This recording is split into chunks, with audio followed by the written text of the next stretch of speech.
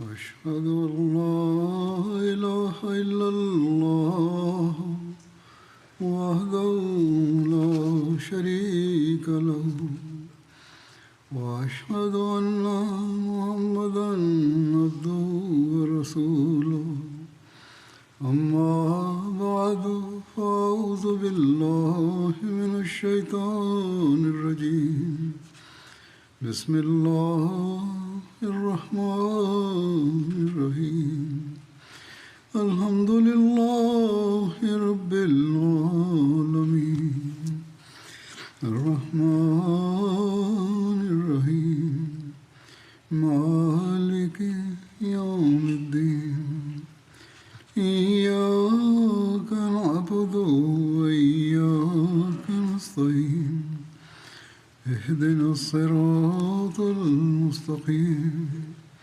صراط الذين أنعمت عليهم غير المغضوب عليهم ولا الضالين. J'évoquais le martyre de Khubayb en mentionnant une saria, une expédition. Voici des détails supplémentaires à ce propos. Khubayb était le premier compagnon tué en étant attaché à un bois, c'est-à-dire qu'il a été tué à l'instar d'un crucifié pendu à une croix.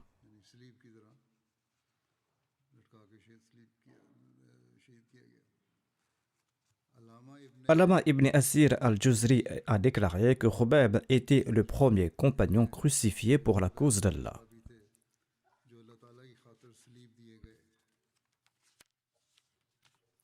Selon un récit, les Qurayshites ont dit à Khubayb: nous t'accorderons la vie sauve si tu renies d'islam, mais nous te tuerons si tu ne renies pas d'islam. Khubayb a répondu: mon exécution dans la voie d'Allah est insignifiante. Ensuite, il a prié en ces termes: ô Allah, il n'y a personne ici qui transmettra mes salutations à ton prophète. Ô Allah, transmets toi-même mes salutations à ton prophète sallallahu alayhi wa sallam et informe ton prophète de ma situation ici. Oussama bin Zayd relate ceci: un jour, le saint prophète Mohammed sallallahu alayhi wa sallam était assis parmi ses compagnons et le saint prophète Mohammed paix soit lui est passé par l'état qu'il traversait lorsqu'il recevait des révélations. Nous lui avons entendu dire: wa alayhimussalamu wa rahmatullahi wa barakatuhu, c'est-à-dire que la paix et les bénédictions d'Allah soient sur lui aussi. Ensuite, lorsque le saint prophète Mohammed sallallahu alayhi wa sallam est sorti de l'état de la révélation, il a déclaré: c'était l'ange Gabriel qui me transmettait les salutations de Khubayb qui a été tué par les Qurayshites. Selon un récit, les Qurayshites avaient invité pour l'exécution de Khubayb 40 personnes dont les pères et les aïeux avaient été tués lors de la bataille de Badr. En offrant une lance à chacune de ces personnes, les Qurayshites ont déclaré: c'est la personne qui a tué vos pères et vos aïeux. Et ils ont frappé Khubayb légèrement avec leur lance. Khubayb était tout agité sur la croix. Ensuite, il s'est retourné et son visage était en direction de la Kaaba. Il a déclaré: toutes les louanges appartiennent à Allah qui a fait tourner mon visage vers la Qibla qu'il a choisie. Ensuite, les polythéistes ont donné le coup de grâce à Khubayb. L'on a déduit que les polythéistes ont piqué Khubayb avec leur lance au préalable et l'ont violemment torturé avant de le tuer. D'après un hadith d'Al-Bukhari, lorsque Khubayb a terminé ses vers, Uqba bin Harith s'est approché de lui et l'a tué.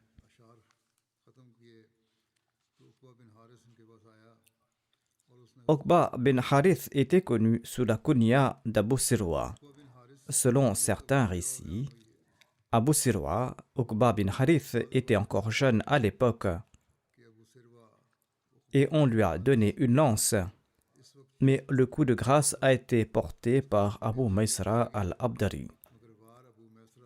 C'est-à-dire que l'enfant a reçu la lance pour se venger mais c'est un homme plus âgé qui a porté le coup de grâce. D'autres savants mentionnent un nom différent pour Abu Sirwa et le décrivent comme le frère d'Uqba bin Harith. Lorsque Abu Maïsra a frappé, son coup n'a pas été fatal. C'est pourquoi Abu Sirwa s'est avancé et a donné le coup de grâce avec sa lance. Plus tard, Uqba bin Harith, qui s'est converti à l'islam lors de la conquête de la Mecque, a déclaré « J'étais encore enfant et Abu Maïsra al-Abdari m'a donné une lance ou un javelot et m'a fait tuer Khubayb par ma main. » Hazrat Mirza Bashir Ahmad Sahib écrit ceci à ce propos. Face à la profonde inimitié des chefs Qurayshites, toute notion de pitié et de justice était impossible. Ainsi, peu de jours après, les gens des Banu Harith et d'autres chefs Qurayshites ont emmené Khubayb dans un champ ouvert afin de l'exécuter et afin de célébrer sa mort. Lorsque Khubayb sentit l'approche du martyr, il implora les Qurayshites de lui permettre d'accomplir 2 rakats de salat avant son décès. Les Qurayshites, qui souhaitaient peut-être faire du rituel islamique une partie du spectacle, lui en accordèrent la permission. Khubayb accomplit alors 2 rakats de salat avec une grande attention et une grande concentration. Une fois sa salat terminée, il a dit aux Qurayshites « J'aurais voulu prolonger ma salat, mais j'ai craint que vous ne pensiez que je retarde ma mort intentionnellement. »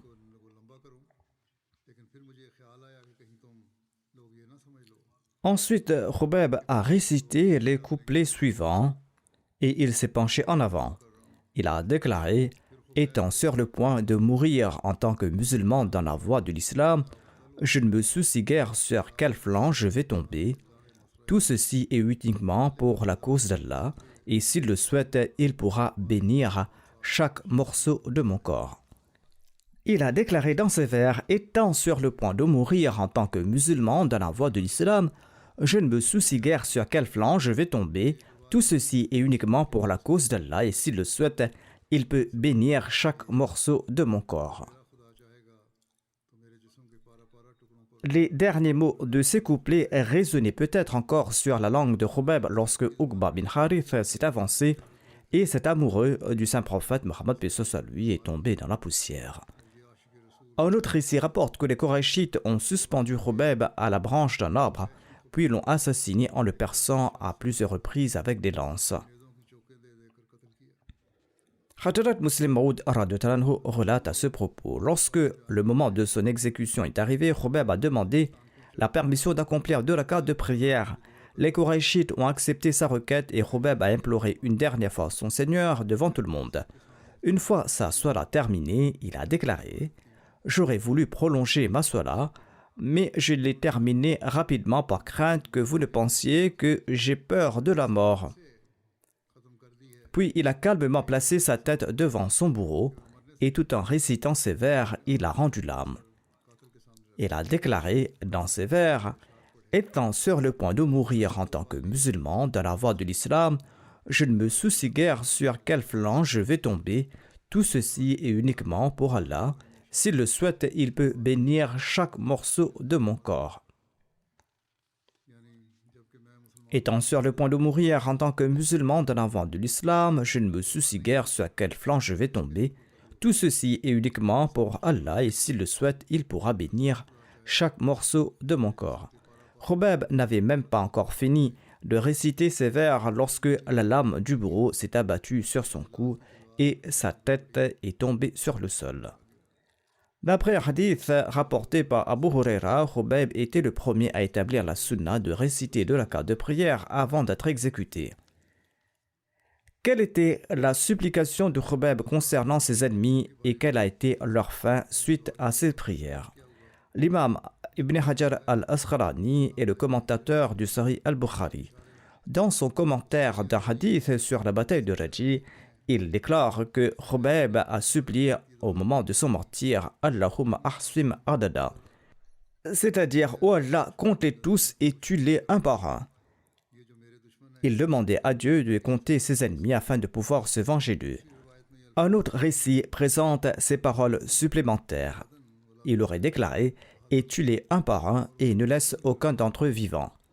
Lorsque Khubayb est monté sur l'estrade pour être exécuté, il a récité cette prière. Un polythéiste a entendu cette prière. « Ô Allah, compte-les et tue-les un par un. » En entendant ces paroles, eh bien, ce polythéiste est tombé de peur par terre. Et on raconte qu'en moins d'un an, tous ceux qui avaient participé au meurtre de Khubayb, à l'exception de celui qui était tombé au sol, étaient tous morts. Cependant, il n'est pas attesté ailleurs que tous ces participants étaient morts en moins d'un an. On peut affirmer néanmoins que la majorité d'entre eux avaient péri. Soit ils ont été tués, soit ils ont embrassé l'islam avant la conquête de la Mecque, accomplissant ainsi pleinement la prière de Khubayb. Certains ont trouvé leur place en enfer, tandis que d'autres ont reçu la direction de l'islam.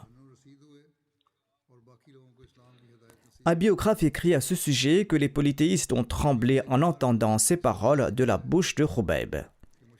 Ils étaient convaincus que sa malédiction ne serait pas vaine. Harith bin Barsa était présent à la scène, il n'avait pas encore embrassé l'islam.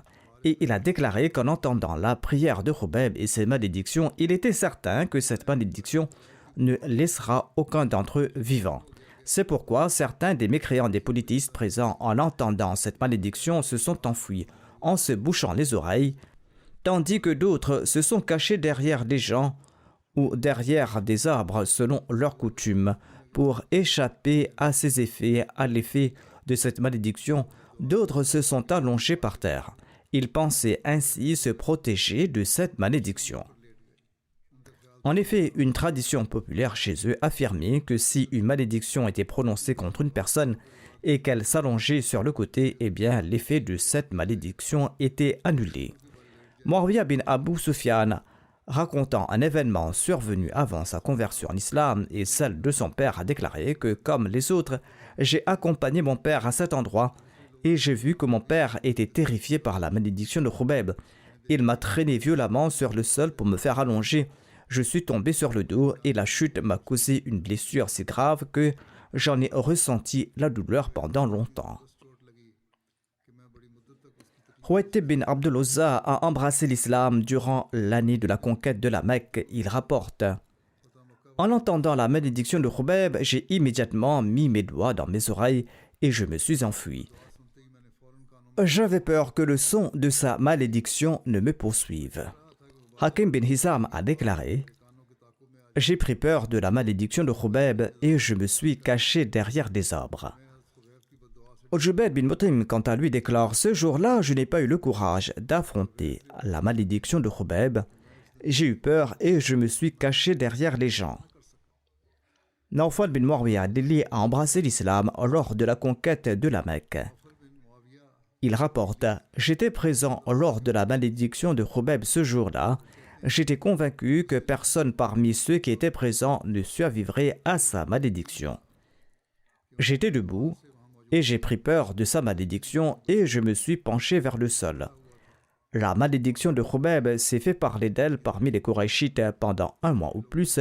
La peur de la malédiction de Khubayb planait sur leur assemblée et ils en faisaient toutes sortes de commentaires. Selon un autre récit, un certain Saïd bin Amir était également présent dans cette assemblée. Il s'est converti à l'islam plus tard. Et jusqu'au règne du calife Omar, il s'évanouissait chaque fois qu'il se souvenait de l'incident de Khubayb. Selon les récits, le calife Omar avait nommé ce même Saïd bin Amir comme gouverneur d'une région du Cham du Levant pendant son califat. Parfois, il s'évanouissait subitement en public. Les gens se plaignaient auprès de Omar en disant que vous avez nommé un malade comme gouverneur. Un jour, lorsque Saïd est venu rendre visite à Omar, le calife Omar lui a demandé: « Ô Saïd, souffres-tu d'une maladie ?» Saïd a répondu: « Non, ô émir des croyants, je ne suis pas malade. » En fait, j'étais présent parmi les gens lorsque Khubayb a été exécuté Et chaque fois que je me souviens de sa prière, je m'évanouis de peur. तो वहाँ मौजूद लोगों में मैं भी शामिल था और अब जब मुझे हज़रत खुबैब की वो दुआ याद आ जाती है तो खौफ के Les récits décrivent également l'envoi d'une équipe par le saint prophète Mohammed paix soit sur lui pour récupérer le corps de Khubeb de la potence. Le récit raconte que les Korachites avaient assigné 40 personnes à la garde de la potence pour que le corps y reste et se décompose, soit pour se venger par la suite. Néanmoins, le saint prophète Mohammed paix soit sur lui avait envoyé Miqdad bin Amr et Zubair bin al-Awwam à la Mecque pour faire descendre la dépouille de Khubeb de la potence. Il avait apparemment reçu une révélation divine lui indiquant où se trouvait la dépouille de Khubeb. Selon un récit, le saint prophète Mohammed paix soit sur lui a déclaré « Qui parmi vous descendra Khubeb de la potence ? Le paradis lui sera promis. » Zubair bin al-Awwam a répondu au messager d'Allah, sallallahu alayhi wa sallam, « Moi et mon compagnon Miqdad bin Aswad, nous allons nous charger de cette mission. » Ils sont arrivés à l'endroit où se trouvait la dépouille de Khubeb et ils ont trouvé là-bas les 40 hommes endormis. Tous deux ont descendu Khubeb et l'ont emporté. Cet événement s'est produit 40 jours après le martyre de Khubeb. Zubair a placé le corps de Khubeb sur son cheval et ils sont partis tous deux. Lorsque les mécréants ont découvert que Khubeb avait disparu, ils ont informé les Korachites qui ont envoyé 70 cavaliers à leur poursuite. Les Korachites ont envoyé d'autres hommes pour les poursuivre. Lorsque les Korachites se sont approchés des deux compagnons, Zubair a placé le corps de Khubeb sur le sol. Et il a enlevé son turban de sa tête et il a dit aux Korachites « Je suis Zubair bin al-Awwam et voici Miqdad bin Aswad. Nous sommes deux lions qui ont laissé leurs enfants derrière eux. Si vous le souhaitez, nous vous accueillerons avec des flèches. Et si vous le souhaitez, nous vous attaquerons. Et si vous le souhaitez, vous allez retourner d'où vous venez. » En entendant cela, les polistes se sont retirés. Et lorsque Zubair a regardé dans la direction du corps de Khubeb, son corps avait disparu, comme si la terre l'avait englouti. Sur ce, il a reçu le titre Bali'ul Ard, c'est-à-dire celui qui a été englouti par la terre. Il existe des récits étranges sur la disparition du corps de Khubeb, mais l'un d'entre eux que je mentionnerai plus tard semble être le plus plausible quant à la façon dont la dépouille de Khubeb a disparu.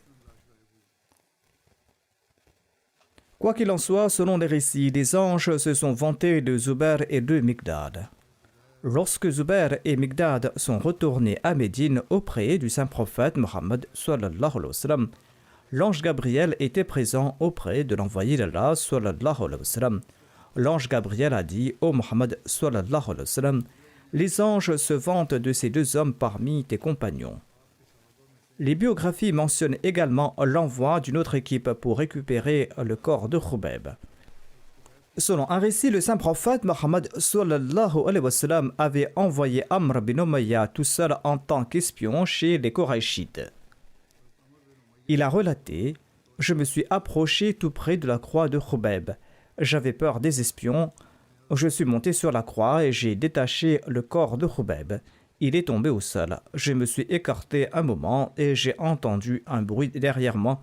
Et quand je me suis retourné, je n'ai plus vu le corps de Khubeb, comme si la terre l'avait englouti. Et jusqu'aujourd'hui, il n'y a aucune trace de lui. » Il semble également qu'il y a des exagérations à ce propos. Mais de tels récits ont été rapportés dans l'histoire. Selon un autre récit, Amr bin Umayya a été envoyé avec Jabbar bin al-Sakhar al-Ansari. Lorsque les Korachites qui gardaient le corps de Khubeb les ont poursuivis, Jabbar a jeté le corps de Khubeb dans la rivière. C'est ainsi qu'Allah a caché le corps de Khubeb aux infidèles.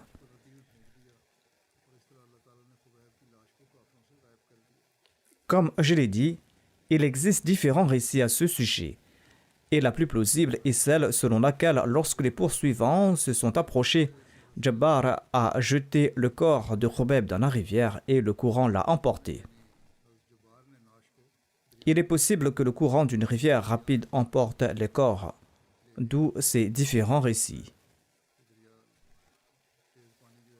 Quoi qu'il en soit, son corps n'est pas tombé entre les mains des mécréants. On dit qu'il a été englouti par la terre ou a disparu, et il était connu sous le nom de Balilul Arda, c'est-à-dire celui qui a été englouti par la terre, car son corps a disparu dans la terre. Les mécréants n'ont pas pu faire ce qu'ils souhaitaient faire, et Allah a ainsi protégé son corps de la profanation. Allah protège ses bien-aimés de cette manière, comme dans de nombreux cas où les corps ont été protégés de la profanation. La dernière fois, j'ai raconté un incident où des frelons et des abeilles ont préservé un corps de la mutilation. C'étaient des hommes qui aimaient Allah et qui faisaient des sacrifices pour la cause d'Allah. Allah les appréciait et Allah, de même, a préservé leur corps après leur mort. Ici se termine ce récit sur cette sariya. Je continue à attirer l'attention sur la prière, prier tout particulièrement pour les Palestiniens, car maintenant, leur situation est arrivée à l'extrême. Auparavant, les États-Unis disaient que Rafah serait leur ligne rouge, et maintenant ils disent que non, ce n'est pas encore fini. On ignore quel est leur critère de ligne rouge. Combien de centaines de milliers de personnes doivent-ils tuer pour qu'il y ait à nouveau un tollé? Qu'Allah sauve le monde de ses oppresseurs et qu'Allah protège également les Palestiniens innocents. Priez de même pour les Soudanais. Au Soudan, ce sont les habitants d'un même pays qui s'entretuent. Les musulmans sont en train de tuer d'autres musulmans. Qu'Allah leur donne également du discernement et qu'ils se protègent de la colère d'Allah, qu'ils soient également de ceux qui respectent les commandements d'Allah tout en se disant musulmans.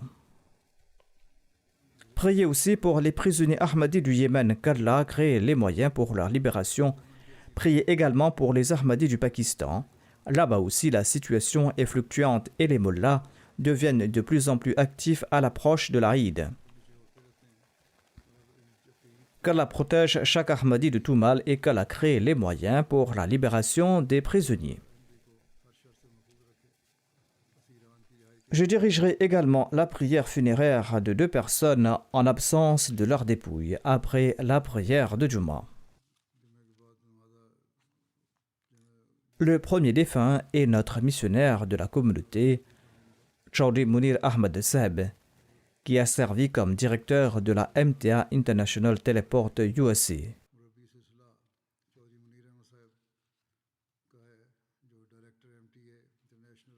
Il est décédé ces derniers jours à l'âge de 73 ans. Inna lillahi wa inna ilayhi raji'un. L'Ahmadiyya a été introduit dans sa famille par le biais de son grand-père maternel, Hazrat Maulvi Fazl-Din Saheb, dont le nom figure au 2e rang dans la liste des 313 compagnons du Messie promis alayhi salam. Chaudhry Munir Saheb avait obtenu son diplôme de Shahid de la Jamia Ahmadiyya en 1978 et il a servi comme missionnaire à divers endroits au Pakistan. Il a ensuite eu l'honneur de servir comme secrétaire de la Majlis Khudamul Ahmadiyya centrale. En 1980, il a été envoyé aux États-Unis où il est resté jusqu'en 1990. Il est ensuite revenu au Pakistan et il est reparti pour les États-Unis en 1994, où il a vécu et servi la communauté jusqu'à sa mort. Il a joué un rôle déterminant dans la création de la MTA Teleport USA. Au départ, il ne s'agissait que d'un petit studio de transmission, mais ce département a été agrandi et un département distinct a été créé pour le continent américain, nord et sud. Et je l'ai nommé directeur de ce département de la MTA.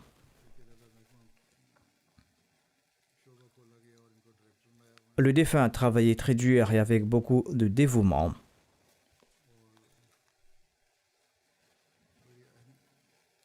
Le défunt Chaudhry Munir Saheb n'avait pas acquis de compétences techniques dans le monde universitaire, mais il avait un vif intérêt pour ce domaine et il a acquis les connaissances nécessaires de son propre chef. Et il a dirigé cette chaîne de transmission de manière excellente et il apportait un niveau technique très élevé.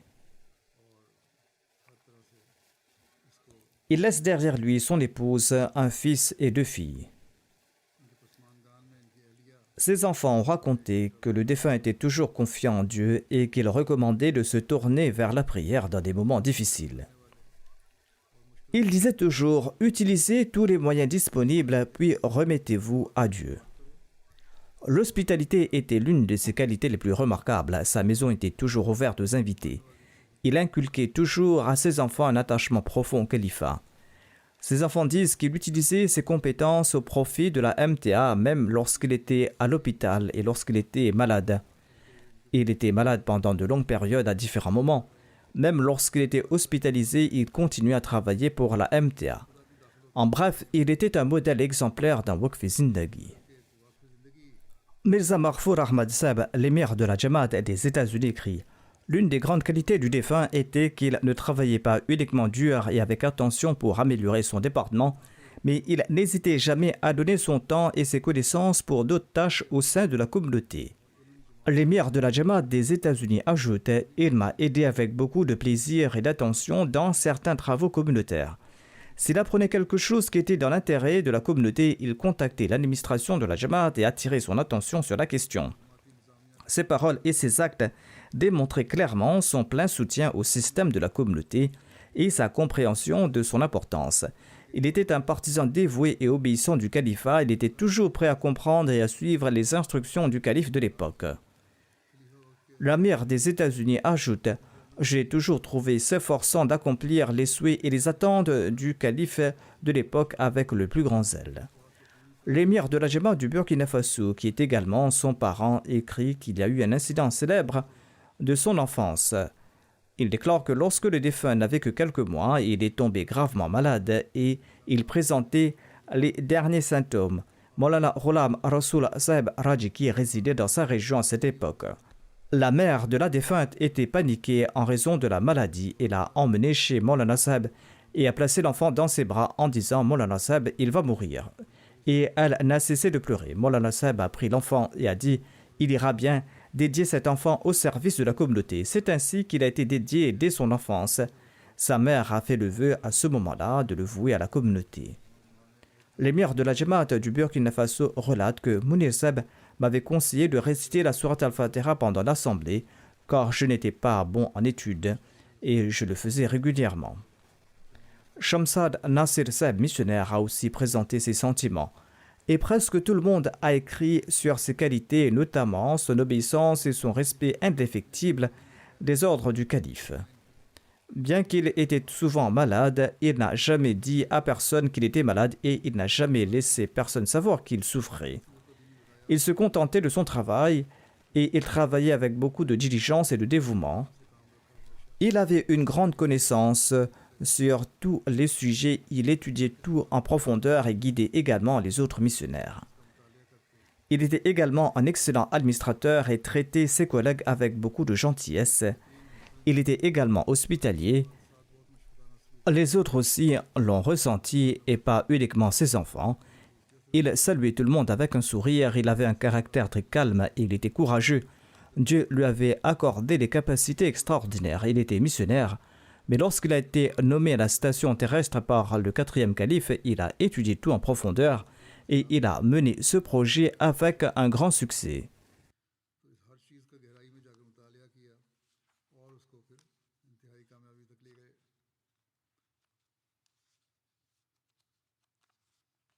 Il avait pris des dispositions pour installer une nouvelle antenne afin de pouvoir diffuser des programmes dans tout le pays. Et il a dû obtenir l'autorisation de l'organisme compétent à ce propos. Un inspecteur est venu et il a refusé de donner son autorisation et de signer le formulaire. Quoi qu'il en soit, le défunt m'a écrit à ce propos. Je lui ai dit de continuer ses efforts et que Dieu l'aidera. Quelque temps plus tard, un autre inspecteur originaire du Ghana est venu.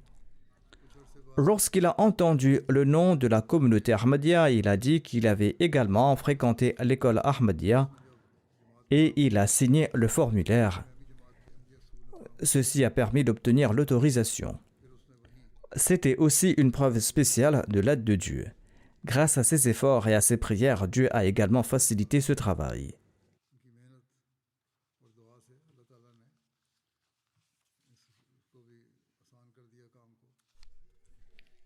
Laik Mushtaq Seb, missionnaire du Suriname, déclare que le défunt a visité les pays de l'Amérique du Sud et il a recueilli des informations sur la MTA. Le défunt a également séjourné 3 jours au Suriname et il a déclaré que le calife m'a envoyé ici pour un seul objectif, donc il n'y aura pas de programme de visite touristique. Je consacrerai tout mon temps à tester les diffusions de la MTA, à visiter les foyers des membres de la communauté et à leur expliquer comment utiliser la MTA et comment les jeunes peuvent résoudre les problèmes qui surviennent pendant les diffusions de la MTA. Il relate qu'une fois, un missionnaire s'est plaint auprès du défunt. Certains missionnaires se plaignent encore aujourd'hui en disant qu'on nous fait étudier 7 ans à la Jamia, à l'université de l'Ahmadiyya, et qu'on nous place maintenant dans des bureaux. Chaudhry Munir Saheb lui a répondu « Le calife de l'époque sait mieux que quiconque à qui confier quel travail et quand. Je suis moi-même un missionnaire de la communauté, mais depuis 15 ans, sur l'ordre du calife, je travaille pour le téléporte. Je fais également du travail technique. Et si le calife me demandait de balayer les rues, je le ferai avec zèle, et je me ferai appeler éboueur. » D'ailleurs, Hadrat Muslim Maud avait également déclaré qu'un jour viendra où nous devrons employer des missionnaires dans nos bureaux au lieu d'engager d'autres employés de bureau. C'est pourquoi chaque missionnaire doit se débarrasser de l'idée qu'il n'y a qu'un seul type de service qu'il peut rendre. Il peut être utile n'importe où. C'est une bonne chose d'avoir étudié à la Jamia, car cela vous permet d'acquérir une connaissance religieuse. Et vous devez continuer à utiliser cette connaissance religieuse. Ghalib Khan, responsable du studio de la MTA aux États-Unis, déclare que le défunt s'efforçait toujours de terminer chaque tâche lui-même.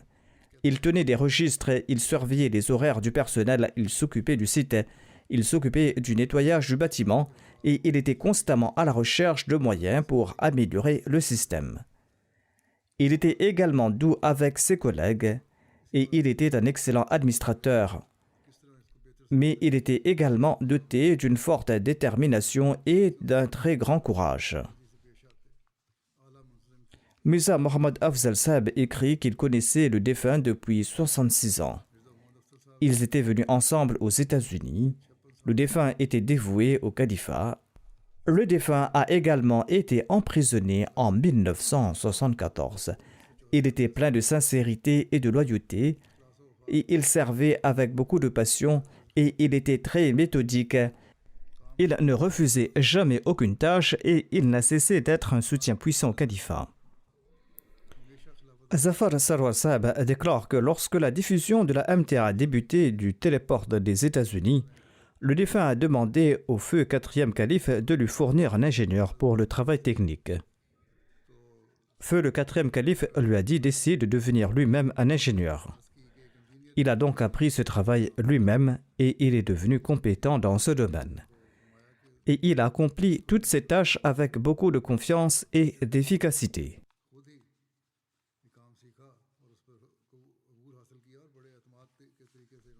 Le défunt a servi la MTA pendant 29 ans, en dépit du fait qu'il souffrait de problèmes cardiaques pendant une grande partie de cette période.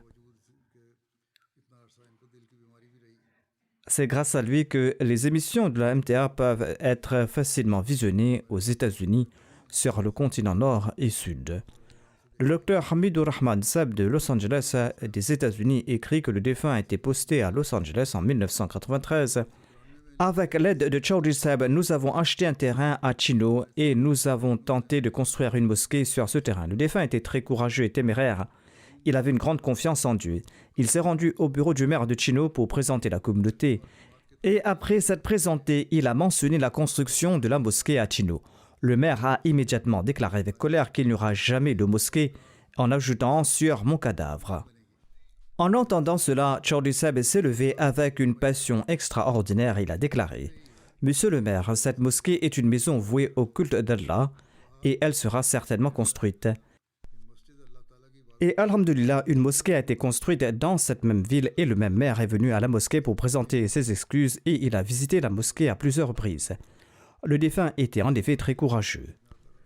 Hamad Sab, missionnaire et parent de Munir Sab, déclare à son sujet: j'ai commencé à rencontrer des difficultés au tout début de mon affectation sur le terrain. Munir Sab m'a écouté avec beaucoup de gentillesse et m'a prodigué de très bons conseils, des conseils pleins de sagesse. Et c'est ainsi que cela m'a permis de résoudre toutes mes difficultés et mes problèmes. Je lui demandais souvent conseil sur de nombreux sujets. Munir Shamsab, le directeur de la MTA, déclare à propos du défunt: le défunt a mis en place le système téléporte de manière excellente. L'une des qualités de Chaudhry Munir Sab était qu'il consultait toujours pour chaque tâche et il tentait d'économiser l'argent de la Jamaat. Il n'achetait que les machines dont il avait vraiment besoin. Chacune de ses paroles et chacun de ses gestes reflétaient son dévouement et sa loyauté absolue envers le califat. Et il obéissait chaque parole du calife à la lettre. Il était directeur de la MTA Téléporte, mais il n'a jamais fait preuve de vanité. Et il ne se vantait jamais de son travail ou de ses réalisations. Et il était très humble et il donnait le mérite aux autres. J'étais témoin de sa grande loyauté envers son engagement et ses efforts infatigables pour faire connaître la MTA sur le continent américain. Il a toujours prodigué de très bons conseils sur des sujets qu'il comprenait.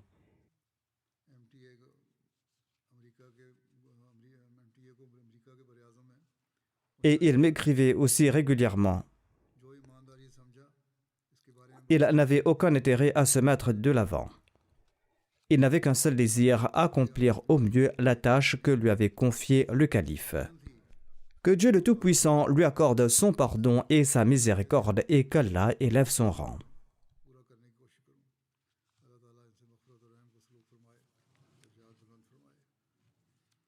Le deuxième défunt est Abdurrahman Katisab Al-Nour Kerala. Il est décédé quelques jours auparavant. Inna lillahi wa inna ilayhi raji'un. Par la grâce d'Allah, il était moussi. Il a eu la chance de prêter le serment d'allégeance par l'intermédiaire de son oncle maternel, Maulana Mohammad Alawi Sab, à l'âge de 16 ans. Il était un homme pieux et humble, attaché à la communauté qui respectait scrupuleusement le jeûne et la prière. Il s'efforçait d'inclure un aspect religieux dans chaque tâche qu'il accomplissait. Ses fils écrivent qu'il a donné la priorité à l'aspect religieux de leur éducation. Ainsi, il les envoyait à l'école coranique pendant 1 heure ou 2 heures avant d'aller à l'école le matin, et il leur faisait réciter le Saint-Coran avec régularité avant de s'endormir le soir. Son épouse est décédée il y a 3 ans de cela. Le défunt laisse derrière lui 2 filles et 4 fils. L'un de ses fils, Shamsuddin Malabari Saheb, a le privilège de servir en tant que missionnaire en charge de Kababir. Il n'a pas pu assister aux prières funéraires de son père. Que Dieu lui accorde patience et courage.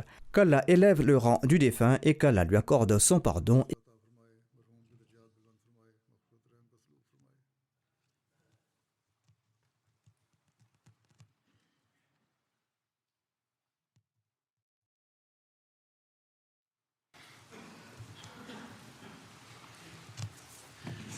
Alhamdulillah, nahmaduhu wa nasta'inuhu wa nastaghfiruhu wa nu'minu bihi wa natawakkalu alayhi wa na'udhu billahi min shururi anfusina wa min sayyiati a'malina. Man yahdihillahu fala mudilla lahu ومن يضلل فلا هادي له ونشهد أن لا إله إلا الله ونشهد أن محمدا عبده ورسوله.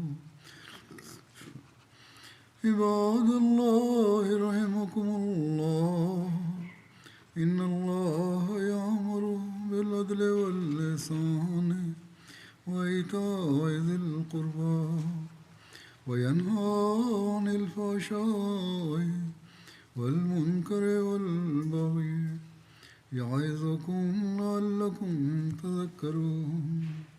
اذكروا الله يذكركم وادعوه يستجب لكم ولذكر الله أكبر